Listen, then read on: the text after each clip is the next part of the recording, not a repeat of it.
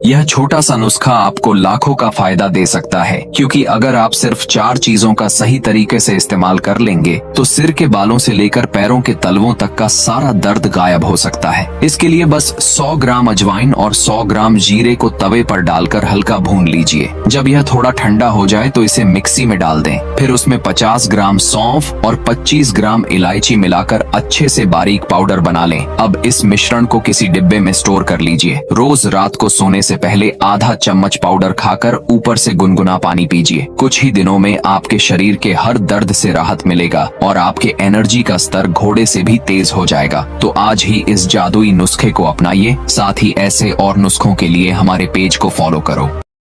सेहत से मुतल्लक informative video के लिए हमारे पेज को सब्सक्राइब करें, वीडियो को लाइक करें और अपने दोस्तों के साथ ज़रूर शेयर करें जो किसी भी मर्ज में मुब्तला हैं।